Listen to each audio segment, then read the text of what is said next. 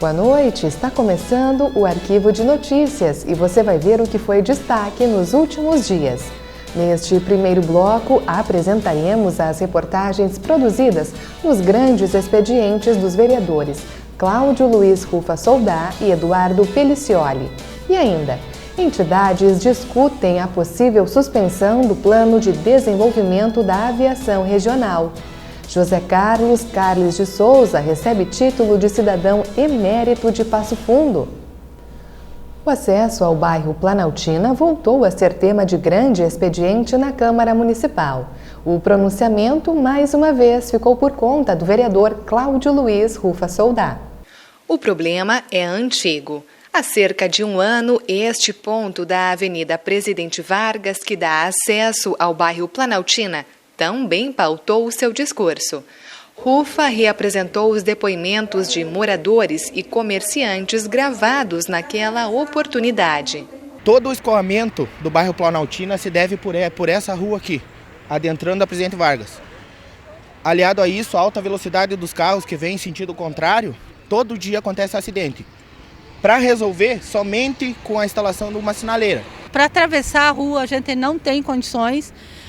Acidente quase todos os dias está dando acidente aqui. Então o que a gente pede aqui, uma lombada que já tinha e foi tirado, né? Então os carros aqui passam, é como se fosse uma pista de corrida. E não é possível, né? Porque a gente vai atravessar, principalmente a pessoa de idade ou criança, não tem condições. No horário, assim, às 6 horas, o meio-dia, é o horário que mais tem movimento e as pessoas realmente não respeitam. O motorista não está respeitando. Eu preciso manobrar os caminhões ali, não tem jeito, ninguém te respeita, não tem uma sinaleira, uma lombada, não tem nada. A alta velocidade é o maior transtorno que tem aqui, para todo mundo que tem aqui que falou, é a alta velocidade, tem que botar um quebra-mola ou uma sinaleira. Já era para ter feito isso aí, até não causar uma morte, tudo bem, depois não adianta chorar, né? E, infelizmente, o acidente com morte aconteceu no início deste mês. A vítima foi o jovem Felipe Bernardon, de 28 anos. A indignação do parlamentar é que 10 dias se passaram e, até o momento, nenhuma intervenção foi feita no local. Não fez nada ainda, não disse nada que pode fazer, ele já deu essa morte, passando 10 dias e não se fez nada ainda. Sabe que o poder municipal ele não tem condição de fazer um estudo para botar uma sinaleira, um quebra-mola, eles que tem tantos, que botam tantos sinaleiros na Avenida Brasil aqui, não consegui botar uma sinaleira lá que é tão importante lá, porque realmente os carros que vêm do bairro Planaltina atravessam a rua ali, um ônibus, fica metade do ônibus na pista da Presidente Vargas. É o que aconteceu o acidente, foi uma caminhonete, a caminhonete ficou metade, o carro da moto bateu. Então tem que haver alguma coisa ali, porque ali ficou uma pista de corrida. O orador do grande expediente pediu mais atenção para aquela região da cidade e concluiu fazendo um apelo ao prefeito e ao secretário municipal de trânsito para que solucione este problema.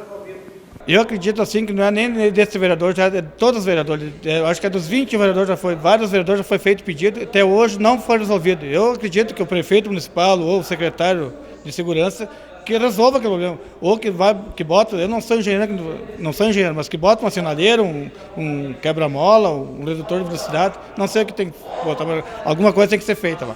E na quarta-feira, Eduardo Pelicioli foi o responsável pelos primeiros 30 minutos da sessão plenária. Veja na reportagem um resumo do que foi o seu pronunciamento. O primeiro tema destacado pelo orador do grande expediente foi uma proposição aprovada neste ano. Trata-se do IPTU à acessibilidade, que prevê desconto tributário para quem adaptar a sua calçada. De certa forma, aquela calçada que já está construída, né, e a pessoa tem vontade de alterar a calçada na frente da sua casa, do seu comércio, e ela vai fazer um investimento e regularizar dentro da normativa, que é a normativa nacional NBR 9050, que trata sobre as questões de acessibilidade.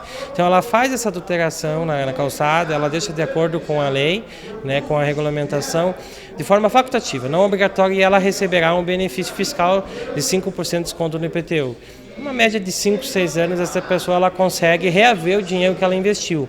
Mas a comunidade já vai ter uma cidade melhor e uma padronização nas calçadas. Nós aprovamos na Câmara de Vereadores e ainda não foi sancionado pelo prefeito. Nós estamos trazendo mais uma vez essa pauta para que o prefeito assine, sancione a lei, uma lei que é tão importante e, como eu disse na tribuna, ela foi discutida com muitas pessoas, entidades, pessoas que são usuários, o Sinduscom, que faz parte das associações das construtoras da cidade, todos foram favoráveis. Outras ações em prol da acessibilidade foram enfocadas neste espaço. O parlamentar mencionou uma matéria que segue tramitando na Câmara e foi protocolada neste ano. No momento que vai levar a documentação para aprovar o licenciamento de uma construção e o habite dessa construção, também tem essa previsão da calçada ser realizada. Então o novo empreendimento ele já vai encaminhar junto com a planta arquitetônica do empreendimento a planta da calçada que ele vai edificar durante o procedimento de construção. Assim, quando ele terminar aquela obra, aquele pavimento, aquele passeio público já vai estar de acordo com as questões de acessibilidade, o piso tátil, se for em esquina, a rampa para cadeirantes, e tendo também essa questão de não obstruir a calçada com diversas situações, como material de construção, postes ou até outras coisas que é colocado, placas de anúncio, que é colocado de forma irregular.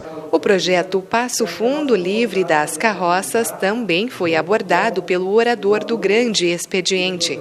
Eduardo Pelicioli luta pela causa desde o início do seu mandato. A proposta foi reformulada e iniciou nova tramitação. No primeiro dia do ano 2013, nós protocolamos o primeiro dia que foi possível. E nós fomos trabalhando e tendo uma dificuldade e uma resistência muito grande de todos os vereadores em referente a esse projeto. Em diversos momentos se criou muitas situações e se disse muitas coisas que não tinham nada a ver com o projeto.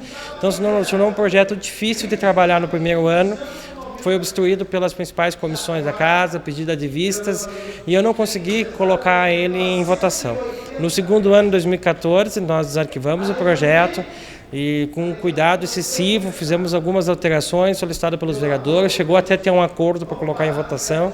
No momento que foi colocado em votação, foi rompido o acordo por parte de alguns vereadores e ele acabou tendo 19 votos contrários, o meu favorável e o vereador Márcio Tassi, na época presidente, não poderia votar nesse caso. Nesse ano nós pegamos todas as sugestões e as críticas que os vereadores fizeram, novamente conversamos com os condutores do veículo de tração animal, os condutores das carroças, e fizemos um diálogo novamente com a entidade, junto com alguns protetores que nos orientam em relação à questão animal, que é o Compata.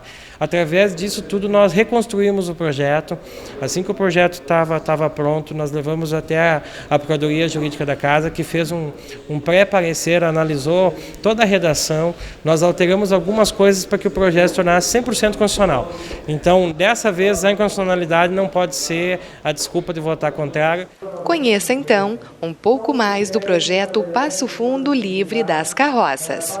Ele trata em 6 anos a redução gradativa total, quer dizer que em 6 anos estará proibido o uso de carroças no município, em 2 anos estará proibido na região central da cidade e no prazo de 24 meses o município tem o dever de fazer o cadastramento de todos os carroceiros da cidade e chipar esses animais, para que a gente possa ter um acompanhamento e um diagnóstico. Nós temos tantos carroceiros realmente hoje está trabalhando nessa atividade e que a gente possa já de forma organizada, através de uma política pública séria e organizando a vida dessas pessoas, para que quando, não da noite para o dia, mas que quando chegar no final desse prazo, com essa política pública levada a sério, essas pessoas nem precisam mais serem multadas, autuadas ou retiradas essas carroças, porque já não de certa forma a política já absorveu e já migrou essas pessoas para outra atividade de forma facultativa, ou ela se profissionalizou na área da reciclagem, trabalhando numa cooperativa ou num local mais adequado.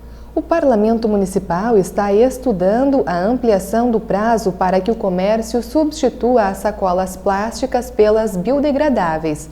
Com isso, a data limite será novembro de 2017.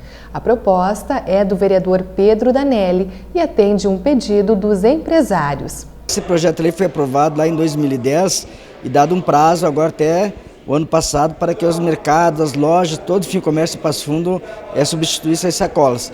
como a lei, no caso, teve que ser colocado ano passado em prática, e não tinha nenhuma empresa, não apareceu nenhuma empresa que fez esse material para substituir as sacolas plásticas, então ficaram sem saída. Então a gente foi procurado, fizemos uma reunião na comissão ano passado da SEBS, onde eu participei, e daí nós prorrogamos o prazo até 2017, para que desse tempo agora para que algumas empresas fabriquem essas sacolas para substituir as de plástico. Então vão ter um tempo aí de praticamente quase 3 anos, 3 anos mais ou menos, para colocar em prática então essa nova lei. Este projeto seria apreciado na segunda-feira, mas uma emenda do vereador Rui Lorenzato adiou a votação. O petista acredita que o prazo não deve ser tão extenso.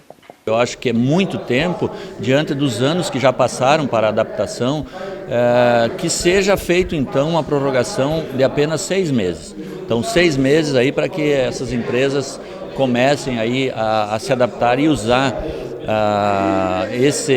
o plástico oxibiodegradável, porque nós sabemos a importância que tem com a questão do meio ambiente. E o meio ambiente não espera, nós não podemos fazer esse tipo de trabalho. Eu acho que o meio ambiente não espera, é unânime, é com muita rapidez que nós temos que trabalhar a questão ambiental, e o oxibiodegradável no plástico vem a considerar muito a questão da preocupação com o meio ambiente no nosso município de Passo Fundo. Então é por isso que nós apresentamos esse projeto, esta emenda ao projeto do vereador Pedrinho Danelli. Ele irá ser analisado então na CLR e nós esperamos então que ele vá para a votação, quem sabe aí a semana que vem, e nós possa aí dar um destino antecipado aí, levando em conta a grande preocupação que ela é ambiental. Mas um projeto que já foi apreciado veio do Poder Executivo. Ele trata da abertura do processo seletivo para a contratação de funcionários do SAMU. O programa SAMU é um programa que funciona em parceria com o governo federal, o governo estadual e o governo municipal. Quando são programas e não são funções políticas que têm um caráter permanente, normalmente as administrações públicas, embasadas na legislação, elas organizam seleções públicas para os funcionários que vão atuar nesse sistema por determinado período. E ela tem que, a cada vencimento desse período, ou refaz um processo de seleção ou prorroga o processo. A prorrogação ela é bastante questionada pelos tribunais de contas do Estado, inclusive apontada como algo que não pode ser feito, porque você contrata por um período, findado esse período, você deveria fazer um novo processo. O Executivo Municipal enviou um projeto para fazer um novo processo seletivo para a equipe do programa SAMU. A ideia é permanecer com o programa e se adequar à legislação, ou seja, se adequar àquilo que é uma obrigação. Foi feito um processo por um determinado período, esse período está vencido, o município está propondo uma prorrogação, propôs no projeto uma prorrogação por até 6 meses para realizar um novo processo seletivo, e os vereadores apresentaram a emenda prorrogando por até 12 meses, que é o que acabou sendo aprovado. Então, nós aprovamos no dia de hoje a realização de um novo processo seletivo, e esse novo processo seletivo poderá ser realizado no período de até 12 meses. E agora nós vamos para o intervalo e retornamos em seguida com a solenidade que homenageou o reitor da UPF.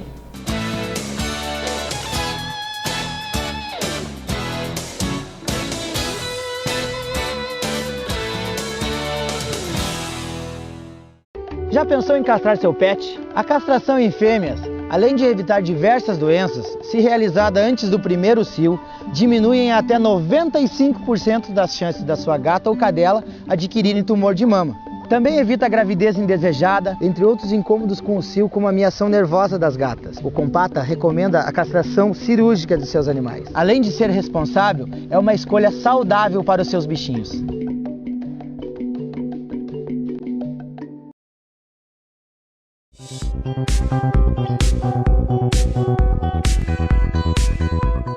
Nos casos de princípios de incêndios, é sempre importante a utilização de um extintor adequado para cada classe de incêndio. Extintores de pó químico para produtos da classe B, os líquidos inflamáveis, ou classe C, os princípios de incêndio em equipamentos elétricos energizados. Extintores de água são utilizados sempre em classe A, ou seja, os materiais sólidos, papel, plástico, borracha, couro, tecidos, enfim, madeira, os materiais sólidos. Se utiliza o extintor de água. Após o combate a um princípio de incêndio, ligue imediatamente para o Corpo de Bombeiros através do telefone 193.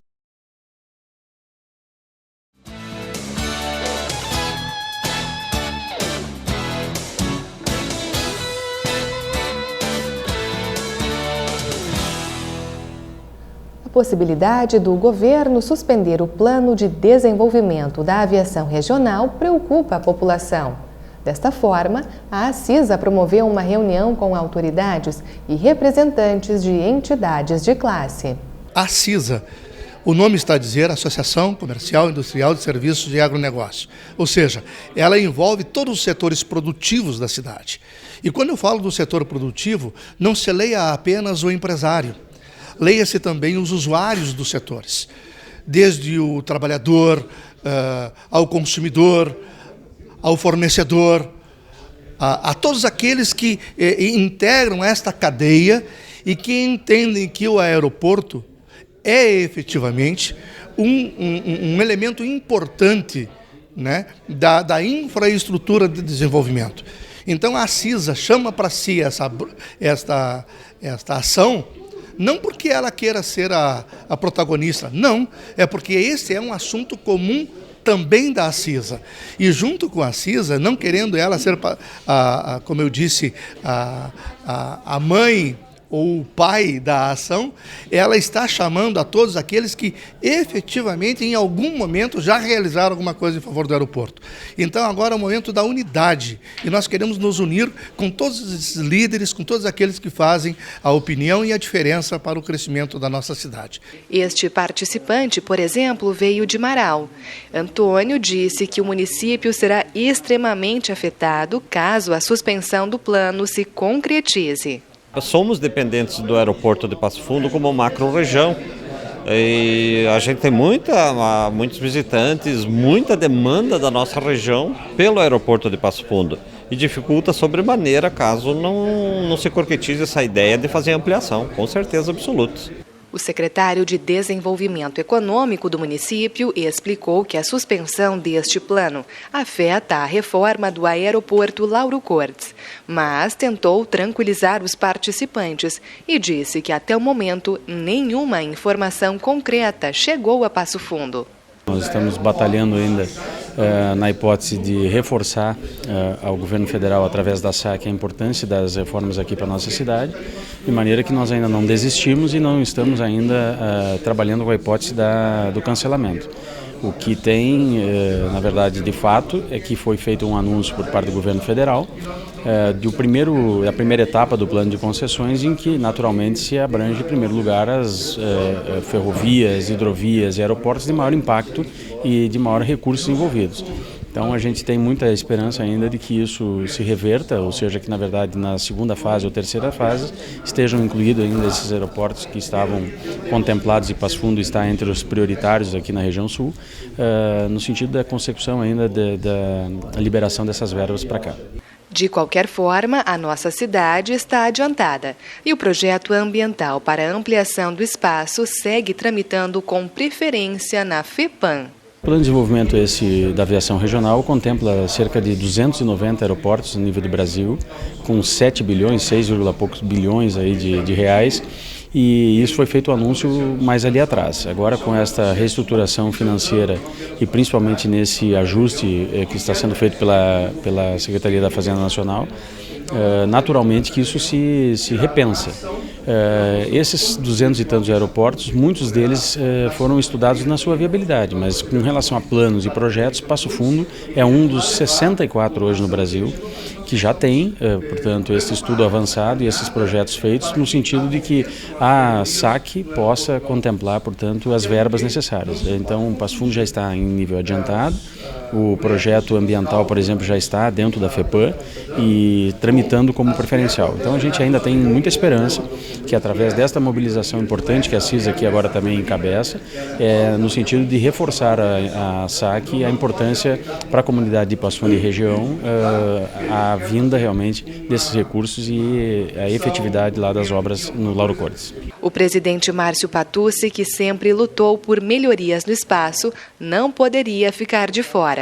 Para ele, a Câmara de Vereadores e a CISA estão contribuindo com o desenvolvimento de Passo Fundo. Nós criamos uma comissão especial que tem tratado e acompanhado, né, esses assuntos do aeroporto, né, mas essa comissão é recente. Eu, desde que assumi como vereador, tenho participado, provocado reuniões em relação à melhoria do aeroporto Lauro Cortes. O que a CISA faz hoje, trazendo várias entidades e vários municípios, prefeitos aqui, é mais um esforço de nós vermos concretizado, né, tão sonhada a reforma, a ampliação do nosso aeroporto Lauro Cortes. Ou seja, é um benefício que não só Passo Fundo vai ter, mas também que a região vai poder contar, vai poder utilizar, né, das estruturas do novo aeroporto. O que temos aí é um indicativo de que ainda no mês de outubro, né, nós possamos esperar a licitação da obra, né? Os recursos foram reafirmados pelo ministro na garantia, né, do investimento inicial de 44 milhões de reais, o que nos tranquiliza em relação à recuperação desse importante espaço de infraestrutura aqui na nossa cidade. A Câmara dos Deputados aprovou recentemente a ampliação dos mandatos de 4 para 5 anos em todos os cargos eletivos, como presidente, governador, prefeito, senador, vereador e deputados. Junto disso, outros pontos foram discutidos em Brasília. Aqui em Passo Fundo, os assuntos estiveram entre as pautas da reunião mensal da Frente Parlamentar da Reforma Política. Cada vez mais a gente nota, e isso eu estou manifestando o que a maioria aqui manifestou hoje, que o Congresso nos representa. Eles estão aprovando uma reforma política que não satisfaz, isto é, continua tudo igual. Então, tanto que a proposta hoje aqui foi a gente continuar trabalhando esse tema, discutindo com a sociedade o que nós queremos reformar na política brasileira, independente do que está acontecendo lá em Brasília. Então, se aprovou a ampliação dos mandatos de 4 para 5, que vai passar a vigorar a partir do ano 2022, vai começar em 2027, e que, do meu ponto de vista, o mandato de 5, 6, 4, tanto faz, não é isso que vai impedir a nossa corrupção, os desvios, a falta de ética na política brasileira, não é por aí. A obrigatoriedade do voto, ela acaba tornando, né, o cidadão alguém mais efetivo em relação à própria política, né? Às vezes eu me pergunto se efetivamente tornar o voto facultativo é uma das possibilidades de se mexer no atual cenário político. Porque diante de toda a corrupção que tem se percebido, a dispensa da obrigatoriedade do voto, ela pode se tornar também o que nós chamamos de curral eleitoral. Então, você simplesmente leva para votação quem tiver interesse, né, ou quem tiver algum tipo de vantagem em relação ao voto. Hoje, pela forma obrigatória, independentemente de vantagens, o cidadão tem que votar. E quando ele chegar lá, uma decisão ele tem que tomar. Se é a mais acertada ou não, é uma discussão que tem que ser feita. Mas neste momento de corrupção, eu acho que a manutenção da obrigatoriedade do voto é uma alternativa viável. Também se falou aqui do financiamento, porque até então o financiamento era público e privado. Agora se continua o público, né? E aumentou-se também a verba partidária de 290 milhões por ano para 890 milhões por ano. Isso até é uma maneira de dizer, não, agora vamos fazer só pública e não mais o privado. Mas, no entanto, continua o público, então, com o aumento dessa verba, que os partidos vão ter direito, inclusive os partidos de aluguel, vão ter dinheiro também, e se liberou financiamento privado para os partidos. Em outras palavras, continua igual. O vereador também afirmou que o grupo vai continuar se reunindo e prometeu intensificar as atividades com a juventude. Além disso, uma audiência pública será realizada ainda em 2015. Veja que a nossa audiência pública trouxe aqui, lotou a Câmara de Vereadores, mais de 200 pessoas se manifestaram dentro dos temas, alguns fugiram do tema, mas não interessa, é o importante que tenha essa manifestação, e foi decisão também hoje aqui. Faremos uma nova audiência, quem sabe mês de outubro, sei lá eu, não tão logo, vamos deixar passar essa questão lá em Brasília, continuaremos indo nas escolas, conversando sobre política, com os estudantes, os jovens, né, para que eles tenham uma visão, ao menos não distorcida, e uma visão assim mais dentro da ética da política. Não que a gente tente impor algumas coisas. Tanto é que se leva para essas reuniões duas opiniões diferentes às vezes, de um que pensa mais do lado direito ou pensa mais do lado esquerdo. A juventude que está na escola hoje vai ser o nosso eleitor amanhã, se já não é. Porque na maioria das escolas de terceiros anos, você tem o eleitor já de 16 a 18 anos que pode exercer o voto de forma facultativa. Então, essa discussão ela vai levantar toda a questão em relação à cidadania e à reforma política, numa tentativa de se discutir com esse eleitor, futuro eleitor ou atual eleitor, qual é a verdadeira importância de se participar desse processo democrático que é a reforma política. E a semana iniciou com uma bela homenagem que a Câmara de Vereadores prestou ao reitor da UPF. José Carlos Carles de Souza recebeu o título de cidadão emérito de Passo Fundo. A solenidade foi proposta pela mesa diretora através do presidente Márcio Patucci, que, assim como José Carlos, é graduado em Direito. Além disso, o parlamentar foi aluno do homenageado. Ele foi o paraninfo da minha turma, né? Foi o grande padrinho, porque ele representou, não só pelo conhecimento que nos passou, mas também pelo dia a dia, pelas conversas, né? Pela forma humana como ele tratava os seus alunos, né? Ele que tem feito um trabalho importantíssimo, né? À frente da universidade e também na defesa de todas as prerrogativas dos advogados de Passo Fundo, quando esteve à frente da OAB, né? Da nossa subseção, quando foi conselheiro estadual, defendendo importantes conquistas aos advogados e mais recentemente como reitor em segundo mandato. A Universidade de Passo Fundo, nós sabemos que é a grande propulsora do desenvolvimento, do conhecimento científico, do ensino, da extensão, e ele tem oportunizado, né, levar ao PF e conseguir com que a universidade seja parceira importante dos debates do desenvolvimento regional e do desenvolvimento de Passo Fundo. Então, nada mais justo que a Câmara de Vereadores oportunizar, né, essa concessão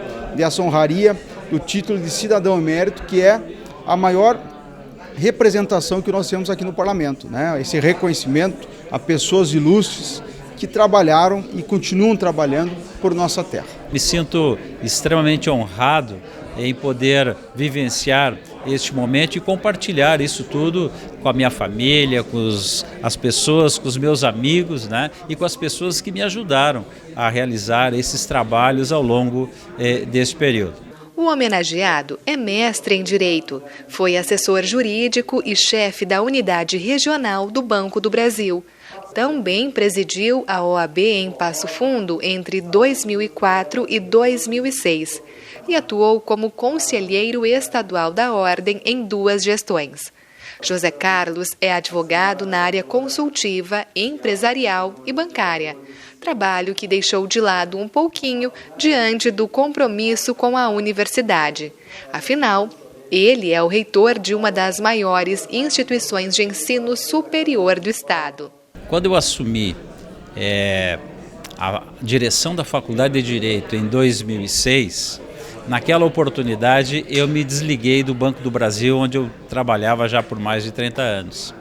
E quando eu assumi a reitoria da Universidade de Passo Fundo, em 2010, pactuei com a minha filha e com os meus colegas de escritório que eles deveriam assumir todas as atividades do escritório, porque eu queria ficar livre para poder exercer o cargo de reitor da Universidade de Passo Fundo na sua plenitude.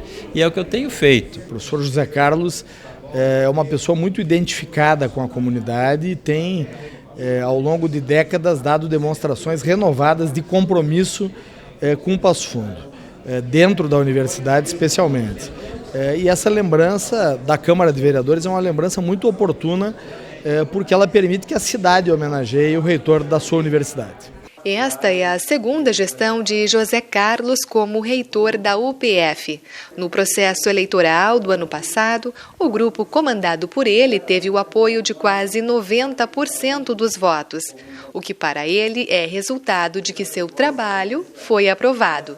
Trabalho este baseado em 3 grandes pilares. Quando nós nos propusemos a concorrer à reeleição da Universidade de Passo Fundo, em razão do reconhecimento do trabalho até então desenvolvido, nós tínhamos em mente uma proposta que pudesse envolver ainda mais a comunidade universitária, em cima de uma máxima que é excelência acadêmica. E isso ficou muito claro em todas as nossas manifestações. Então, excelência acadêmica, a gestão envolvendo aspectos da graduação, do ensino, da pesquisa e da extensão de modo transversal e, sobretudo, a responsabilidade social, tudo isso dentro de uma proposta bem articulada, que é o que nós estamos fazendo hoje na reitoria, passando aos nossos colegas da universidade exatamente esta visão. Como é que nós podemos fazer ensino, pesquisa, extensão e inovação de forma articulada, visando sempre a excelência acadêmica. Eu digo que trabalhar ao lado do professor José Carlos é uma tarefa altamente desafiadora e enriquecedora. Enriquecedora pela integridade, pela diplomacia, pelo fino trato, pela competência, pela seriedade com que ele conduz a nossa instituição. Tá? E uma alegria, uma honra por todos os feitos que ele tem realizado e que hoje, na verdade, estão sendo reconhecidos na comunidade passofundense. Estamos muito felizes. Eu sempre falo que, desde que vim para Passo Fundo e fui selecionada por ele, a cada dia um aprendizado diferente. É uma pessoa que, com certeza, esse título de cidadão emérito passofundense é mais que merecido. É uma honra mesmo trabalhar com ele. E o Arquivo de Notícias deste final de semana chega ao fim. Uma ótima noite e até a nossa próxima edição.